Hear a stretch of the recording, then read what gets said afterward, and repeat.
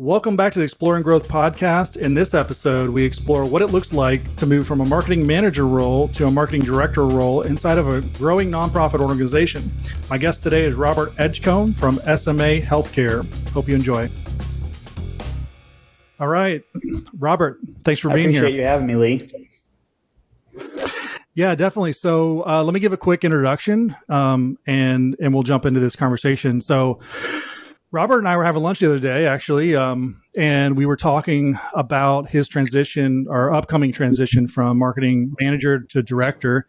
And, it was just such an interesting conversation. I thought it would be great to bring him on here and share those thoughts and ideas more widely with the audience. I think there's probably a lot of companies at one time or another that are building a marketing team, and they could either the owner or their marketers can benefit from what's going on, what's fresh in Robert's mind at this point as he's transitioning.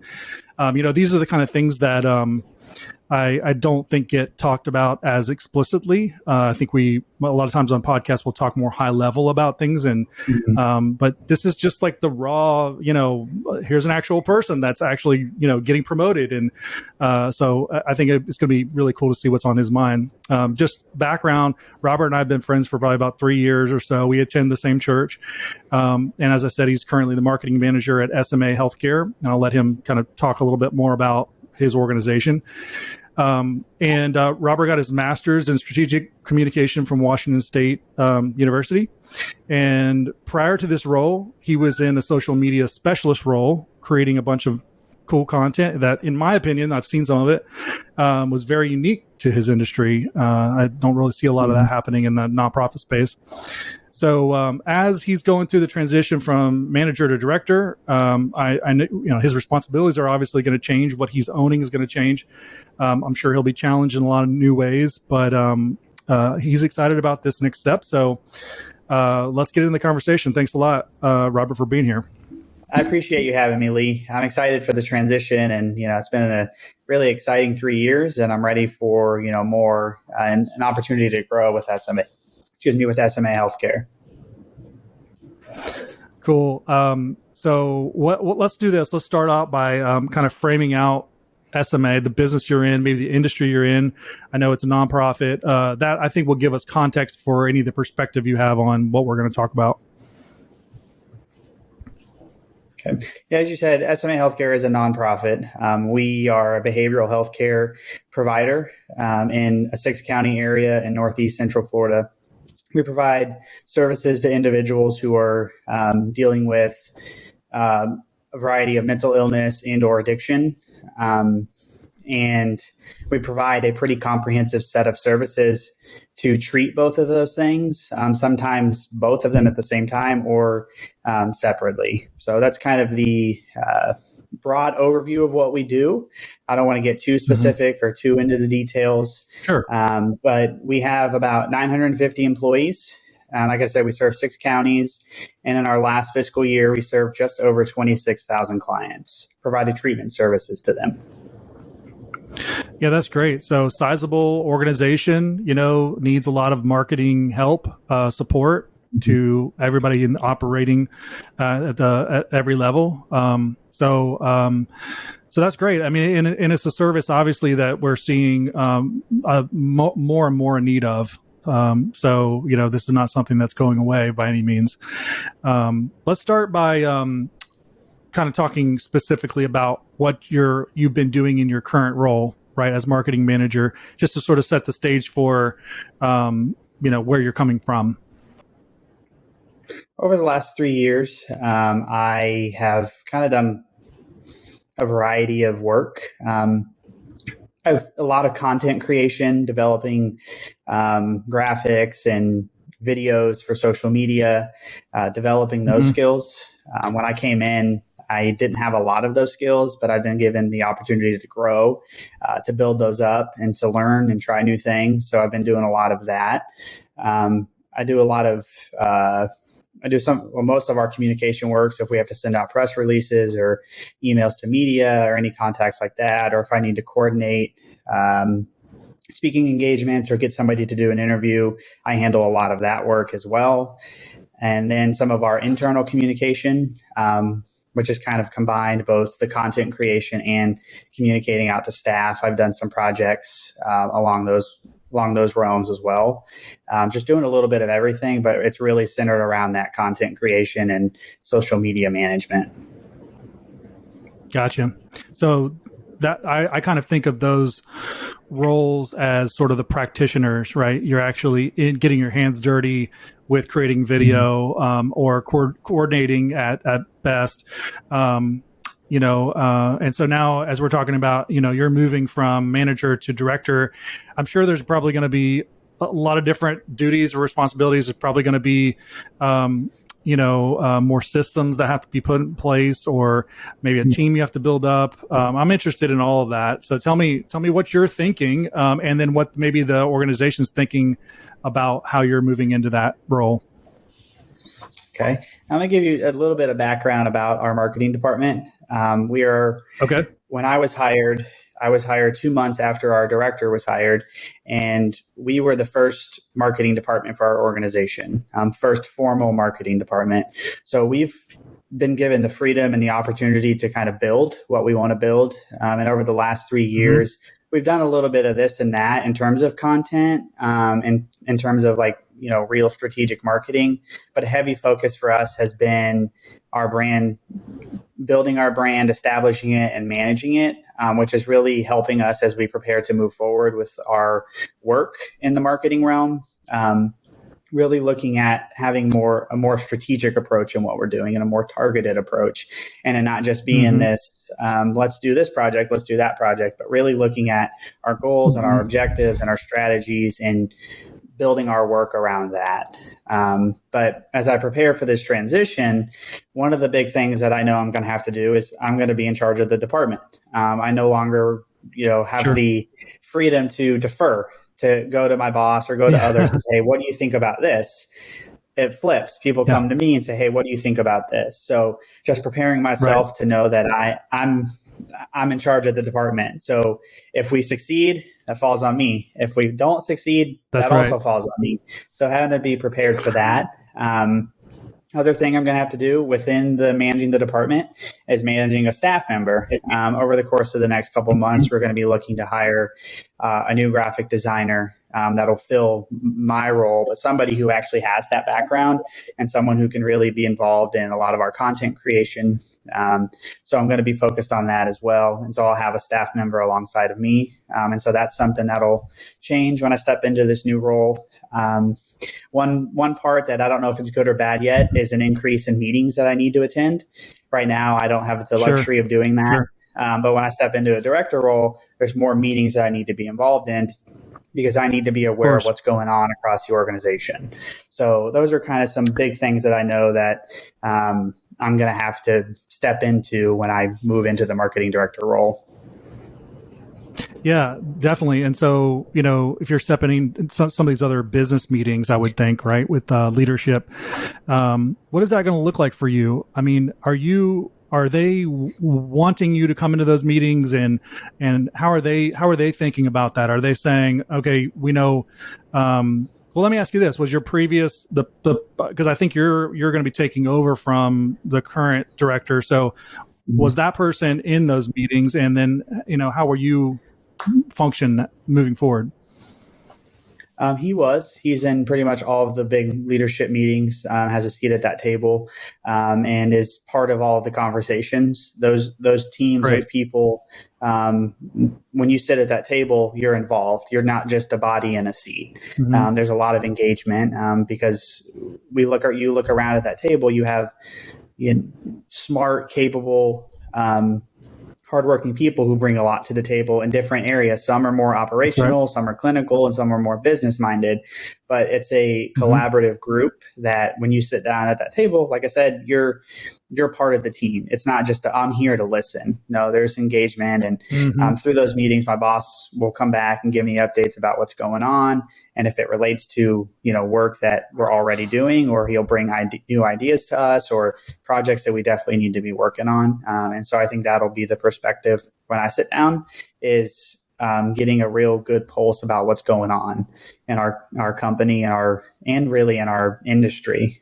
We cover 6 counties, so that's a lot of a lot of area and a lot of people. There's a lot going on. And so just being able to keep a pulse on all of that and really make sure that the work we're doing on a day-to-day basis lines up with what our organization is trying to do. Sure. Yeah. So now in the director role, will you be reporting to the CEO or to a VP, or how does that work in your organization? My direct report I report to our chief operating officer, who reports to the CEO. Okay. Yeah. Okay. So, I'm thinking about the team aspect of this, because now you guys are a team of 2 or 3, or you're about to bring on another person. So, it's a small team. And what are your thoughts about growing that team? I mean, strategically, where do you find that you have the greatest need? I mean, I know you talked about graphic design, right? If that part works out, where do you see, how do you see that team growing? Well, I think hiring somebody who has that background in graphic design. Right now, my boss and I have very complementary skills. He's really talented in that area. Also in like video production. He's got a huge background in all of that, much more creative and artistic than I am. But our skill sets are so complementary that as I prepare for this transition, it's finding somebody who fits that complementary skill set on the other side. So bringing them in, and then looking at kind of the work we're trying to do and keeping them involved and engaged in everything. And then down the road, one area that I've kind of started to look at and thinking about and have already brought it to the table is the possibility of adding somebody in like a communication coordinator role to help maybe manage the media side of things, social media.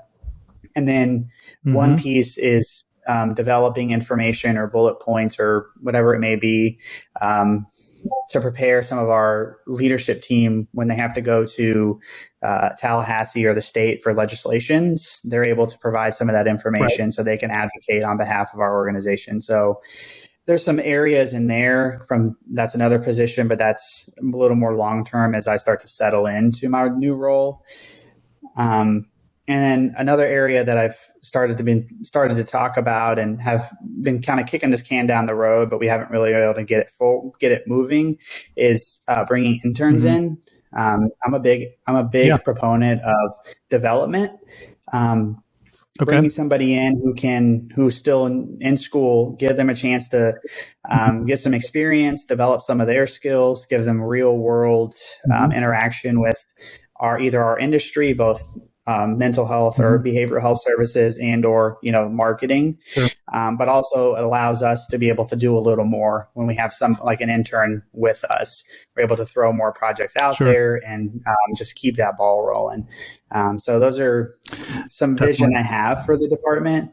Obviously, this is an ever-changing field. So my vision could change or could evolve over the course of time. And I may look and say, maybe not a communications position, but there's something else more valuable that we need over the course of the next couple of years. Definitely. So you have, as I understand it, locations where you're providing a service.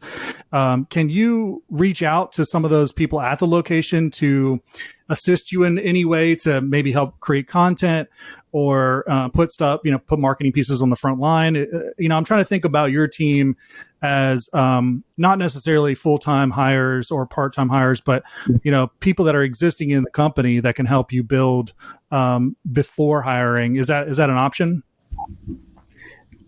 I would say yes. I mean, I think like I said earlier, we're a pretty collaborative team. So trying to figure out how we can assist each other. We can develop all of these materials. We can develop these videos, but social media only goes so far. And so being able to have more of that interpersonal face-to-face communication and providing our staff in these different counties and different facilities material to reach more people or reach people on the ground, if you will, only takes our name and our brand further.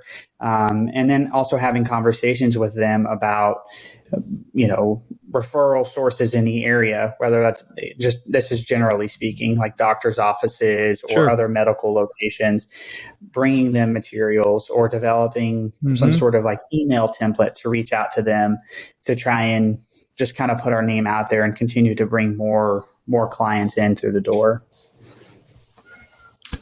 Yes. And, the whole partnership part of it, we talked about this a little bit in our conversation before, I think is very key because you want to be providing value to your resource partners who can refer you business. I know in the nonprofit world, a lot of it can be partner driven. So tell me a little bit about your thinking there. Like, and I'm a kind of like a broad, thinker when it comes to marketing tactics, right? Like, I don't necessarily have to be on the latest trend. If it's valuable and working for the audience, then yes, we want to focus on it. But, if we want to run direct mail or if we want to put a sign on the side of a bus, it really depends on where's your market and will they find value from the message that and where you're delivering it. So, if you're looking to reach out to your partner specifically, and then I want to talk about your end user, but what are some of your kind of marketing tactics that you're going to try to push out there that may be different than what you're doing now? I think I touched on one earlier, email marketing. I think it's a really low cost, effective way to reach people.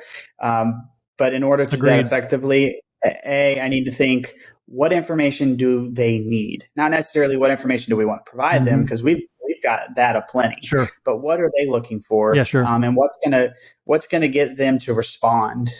Whether it's sharing information about some of our programs and services, and they may think, hey, I have a family member or friend that I can refer to them. Or we talk about maybe some of our need from a financial standpoint, and we get them partnered up with our foundation and get donor dollars coming through. So it's figuring out what selling points are going to get them to respond to our marketing efforts. So there's a lot of options, but I think, like I said, email marketing is something we really haven't done a lot of, but there's so much potential with all of the information that we have kind of just holding on to. Especially for the partner side, I agree 100%. Email is underrated, in my opinion. I have a lot of success with my clients on email. And it's following kind of that same train of thought that you're laying out. It's what kind of value are they looking to receive, and how can we provide it to them in a digestible way that builds trust, right? It's, it totally will work. And I think for your end user, these communities that you serve, I've had the chance to work with a couple different nonprofit type of companies that or organizations that work with states, and they're kind of essentially going after a similar user base. And so we've looked at. I've had the chance to work with bigger communications teams and see what they've been doing and see how it's worked, right? And a lot of the things that they're doing are very old school, right? Very tribal, like getting in touch with the local pastor at a church, or like a local community organization that brings people together in a certain way. And they have the network, right? They're in touch with your end user, and so it's just getting in touch with them and disseminating the information in a valuable way through that partner. Sometimes, and sometimes it could just be flyers to to certain neighborhoods or message boards. Or it doesn't necessarily have to be a fancy Facebook ad campaign, even though I think Facebook ads do still work. Yeah, I totally agree with you. There's no shame in a more, I think the term you used earlier, boots on the ground approach, more personal, inner, face to face, getting out into the community. We have staff on our team that are doing that. They're going to community meetings, they're giving presentations, they're bringing materials and just dropping them off.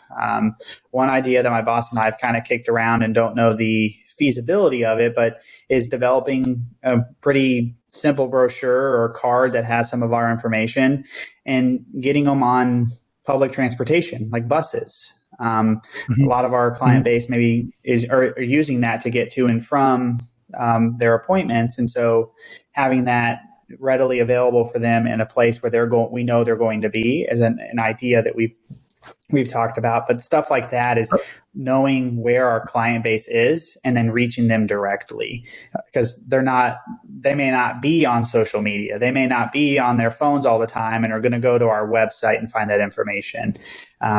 So finding better avenues to reach them that are really easy and simple.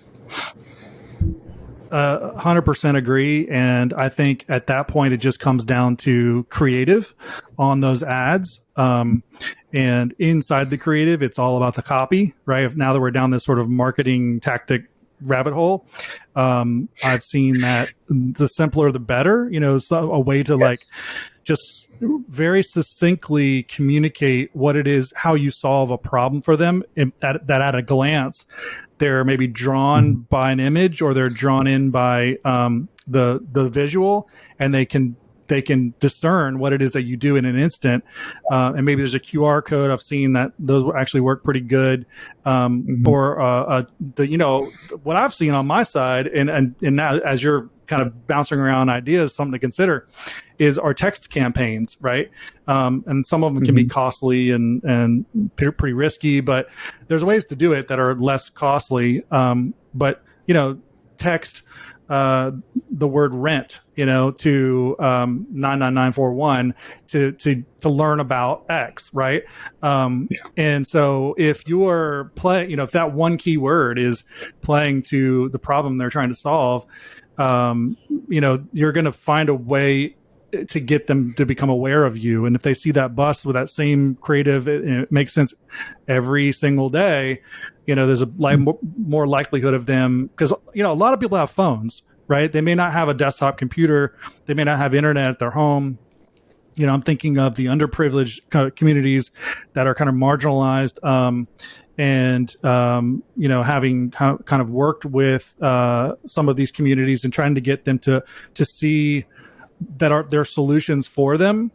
I may be kind of talking outside. Maybe this contextually it makes sense, or conceptually, but maybe it's just not specifically your demographic. But I think in concept, though, that those texting campaigns work really well to get people to grab an idea and take a call to action. I think there's a lot of things there that you could turn into experiments, right? And that's kind of the way I think about marketing is you have your kind of general strategy that you're going for the year, for the quarter, and then inside of your campaigns that you're running, you have experiments, right? And you have a hypothesis based on what you know, and you're running towards a certain goal within that experiment. So it looks like you got a lot of experiments that you could pull one off, the shelf maybe you've had on there for a little while, been thinking about. Yeah, absolutely. Yeah. And I think to your point about earlier is keeping our message simple. My boss and I talk a lot is less is more. And then within that, we're not trying to tell the whole story through one piece of marketing material. We can definitely get people to the places where they can get that information, but we don't need those pieces of advertisement or brochures or whatever they are to tell the whole story of the organization. That's not the purpose that they serve. For sure. Let's switch gears really quickly and talk a little bit more about your role. And keep in mind, this audience, I think most people who are listening to this are going to be business owners, CEOs, small growing companies, and some marketers also at those companies. So I think it'd be interesting because we touched on this a little bit on the front end, but as a marketing director, like what kind of thoughts do you have for how business owners should be thinking about promotion, right? Because you're going through promotion now, timing, role description, how they're thinking about how you're building a team. Any advice for a small business owner who wants to take their small marketing team and maybe they have a standout player and turn it into something more? Yeah. I think first and foremost, you want to look at your team, and from there, like look at the skill sets that they have. What can you build on? What can you Mm-hmm. where can you go with who you have? Especially if you're looking to Mm-hmm. do some sort of internal promotion, and I think that's where I've been able to succeed.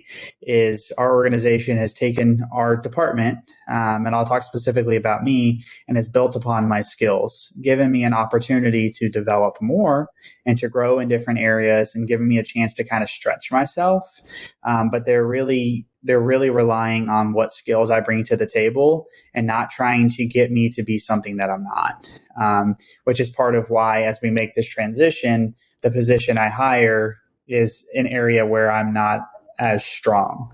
And so looking at the strengths of your team and building upon those, I think are so important. And then within that is just a kind of a constant communication with them and just laying that out. That's something Mm-hmm. I've really benefited from through this transition. It was kind of told to me sort of informally when I got hired that this transition plan was going to be put into place. And over a few years, Sure. they were going to try and groom me for that role. But I stepped in and just did my job. But it was a constant communication of like, okay, Robert, here, this is what we're going to be looking at. Here's the timeline. And it's just been over and over communicated to me, which really helped me understand, okay, this is where I am now, but I need to be doing X, Y, Z to prepare for what's coming. And then I've asked questions through that communication. Okay, you tell me this is what we're doing. What do I need to do to be prepared for that? So Mm-hmm. I think that communication has been I like it so a lot. important. Yeah, and and kudos to your leadership too, because in order for them to be able to properly guide you, they have to be they first of all have to have a vision for where they're going and have to be executing against that vision, so that they can come to you and say, hey, well, here's where we're going, and Yeah. here are the strong suits that we see that you have now, and how we want to build you up, build our team up, and build you within the team. I've noticed a lot of times that as companies are growing fast, they have to have people like yourself that are thinking like this on their team to push ideas to them, to remind them, hey, I need to know from you where we're headed if you're not communicating that to me, so that I can properly continue to train myself proactively, be resourcing, thinking ahead, building campaigns, those kind of things. So, and kudos to you, right? Because you've been doing that, and it takes both people coming together with both of those train of thoughts aligning. Yeah, absolutely. And I mean, I've been fortunate to have that. I developed over the course of 3+ years now such a really strong relationship with our leadership team, and I think some of that comes from trust, and also displaying a level of like dependability. They know that when a project comes to me, I'm able to get it done. Or if I have questions about it, or if I'm not sure that I am the only one who can do it, I'm not afraid to come to them or go to others and ask questions. But that level of trust, it has really allowed us to take this step. And I really don't think if it was absent, that I would be where I am right now. But that level of trust has carried us to this point. That's awesome. So if we kind of maybe our final topic here, look backwards at where you came from as a marketing manager, social media specialist, kind of wearing all hats, as a lot of marketers do at small companies. So for those current people that are in those more junior roles, and they have acknowledged in their career that they want to progress forward and move up to director, maybe they're not suited for a specific graphic design, video, videography, editing, paid ads. There's a lot of roles in marketing as the companies grow. And I would just maybe want to stop for a second right there and say, if there is anyone listening to this and they are not sure where they fit, then that's a good tell to say you need to go try out a few things, right? Like if you feel very creative, then get in a creative role and get guidance on, feedback on how you're doing about creating good creative that is effective in our campaigns, right? And maybe that's a hobby, maybe it's not something you need to do for your career, right? The same thing applies across the board. Maybe you are creative, but you don't understand the tracking, measuring, reporting side, so you're not very analytics focused. That's fine. Find your spot, right? But I think for someone who wants to understand it across the board, and someone who really enjoys managing people and wants to grow in leadership, I think moving from manager to director and eventually to VP and on up the chain there, as an organization may grow, or as you may grow in your career from organization to organization. I think it's a very important thing to not miss. Finding your spot, understanding how the roles work together. But I would ask you, what advice would you give to someone that is wanting to be on this path of going from, I'm wearing a lot of hats right now, but I think even though I am wearing a lot of hats, maybe I do want to be in a more leadership role as it relates to marketing? I have two, and I've kind of touched on both of them already. First one is ask questions. If that's something you desire, start talking to your leadership team, asking them, what is the possibility of this? What do I need to do to prepare for this? What are skill sets that I need to add? Start just really asking questions and opening that dialogue, because it's a lot of times, and I've seen this in where I work, kind of taking that initiative usually warrants a positive response. You're not doing it to a point of like you're stepping on somebody's toes or you're trying to get somebody out the door. But it's really just you want to advance your career, because by advancing your career, you're also helping the organization. So just continue to just constantly ask questions about that. And then the second one, you kind of were just touching on it, but something that I've been told is to always be learning. Find a way to learn something new, add a new skill set to your toolbox, if you will. Something my boss told me when I first started at SMA was that he strives to learn something new every day. And at the end of the year, he's learned 365 new things. Over the course of 3-5 years, those add up very fast. That's a lot. And it's not necessarily like I need to become an expert in InDesign in 2 days, but just learning little things over the course of time, you become a valuable asset to your company and your organization. And, it starts to open doors for you.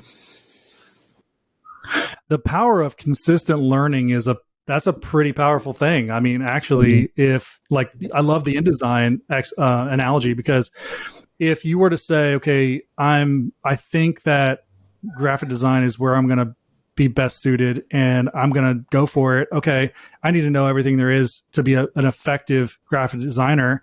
I need to get better at InDesign. Well, I mean, you can really start to extrapolate that out over the course of the year, right? Like, let's say you're at the beginning of 2022, and what maps for you by the end of the year? What would be a good goal for you to feel good about InDesign? And then you can break that down over the course of the year, and every day be learning. Okay, I need to learn how to, use this select tool and do this other thing. I'm not an expert in design person, but as you can tell. But, I need to learn how to do this one thing. And if you learned 20 things throughout the month, you probably after 1 month would be more capable than a lot of people who pick up InDesign. And then out over a year, you're starting to hit expert status and start to realize like, wow, I can really use this tool, professionally. So I think that's huge. I thought that's great advice. For marketers of all kinds. And what's so great about that is it leads us into my last bit here, which is continued learning, right? If marketers and or small business owners, keeping all this in context, want to keep learning and doing what you're saying, what books, podcasts, YouTube, radio, wherever, what have you found that's been effective? Well, I have two, and I'm actually going to grab them both. The first one, it's an older book, but it's called Brand Warfare, 10 Rules for Building a Killer Brand. I picked it back up this week and kind of looked through it, and although it's about 20 years old, some of the information is a little outdated. There's still some really relevant information in there and some good points to just kind of keep in mind as it comes to brand management. And I don't want to go too off topic here, but brand management can mean a lot of things. And there are definitely some things that are worthwhile in that book. And then the other one it's a leadership book. It's called It's Your Ship. It's about a naval captain who took it was one of the worst ships in the Navy and made it one of the best ships in the Navy. And so it kind of talks about his leadership practices and how he was able to do that, and really investing in his team, investing in the people on the ship. And it's just a book. I read it in college. I actually got to hear him speak when I was at Stetson, which was really cool. But it's a book that I've held on to and kept on my bookshelf because I like to go back to it every once in a while. And now as I'm getting ready to step into a leadership role, it's kind of brought itself off my bookshelf so I can look through it. And then the other one, I don't have a copy of it with me, but is the Clifton Strengths Finder. I don't know if you're familiar with that assessment. Yeah. I did that about a year ago, and it's really allowed me to take ownership of who I am and what strengths I bring to the table. I think a lot of times if you would ask me what my strengths are, I kind of get real technical or real specific. But this has kind of given me a more direct, targeted look at who I am and what value I bring to the organization. So that one, if you've never done that assessment, it's really worthwhile. I think the book is $15 or $16 on Amazon. I'm not entirely sure of the price, but it's really allowed me to look at myself kind of internally and how I can bring value to the organization through those strengths. And I learned a lot about myself. Some things I kind of was like, I didn't even realize that, but like now that I've done it, I'm like, oh yeah, that's definitely me. Yeah. Yeah. Being in touch with your personality and how you operate and all of that, don't play to your weaknesses, play to your strengths. And if you don't know what they are, then that's a good step. I love all three of those. And, from a business owner standpoint, if I put myself in the shoes of a CEO owner that's trying to raise up a marketing director, I mean, is the person that you're looking at reading those kind of books, right? Are they trying to become a better leader?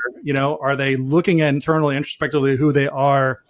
Because what I hear you say is, and now I'm moving into a leadership role. It's like, well, you have already been a leader, like you're already thinking like a leader. It's just the title is going to bring a little bit more of a leadership, formal role.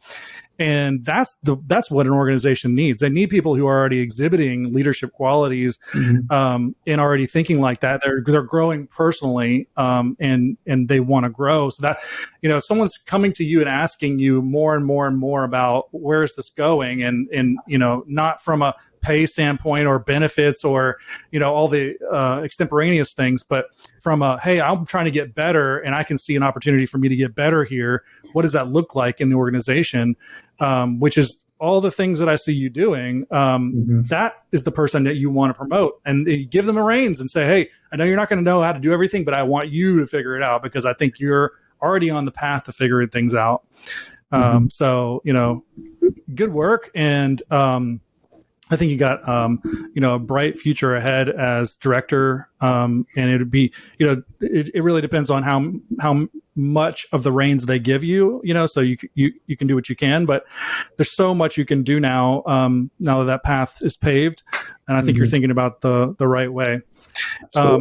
One last question, and that is just a question I ask all the guests. If you could change the mind of a small business owner about anything, doesn't have to be marketing related, then what would it be? I don't know if it would be, and I don't know if they all need their minds changed on this, but it's okay to take risks, to just kind of jump out 2 feet forward, not sure what you're jumping into or where you're going to land, but it's okay to take a risk.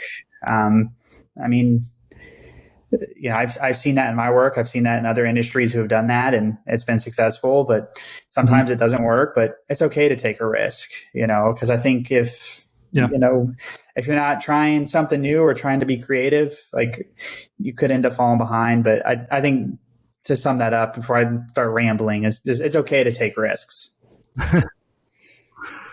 Yeah, I would agree 100%. And I think a lot of the small business owners that are now up to the midsize, they have taken a lot of risks. Maybe they mortgage their home or, put their personal assets on as collateral to get their business started. I don't know. Lots of risk, right? Been through a lot. I think the way I would rephrase it for those people is to continue to take risk, in the same way that you're saying, take small risk. Like, remember, you've overcome a lot already. So, let's keep going. Right. So I think that's great advice. Love it.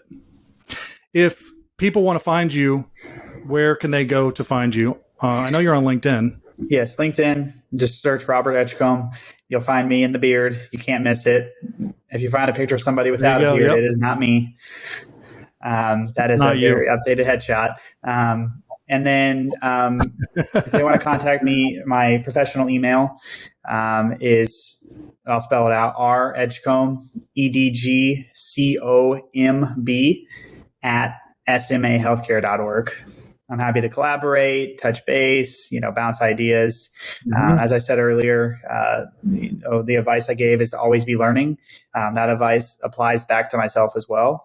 So I'd be happy to talk to people who or have been through what I've been through or are going to go through what I've been through, and just kind of talk. It'd be great to connect.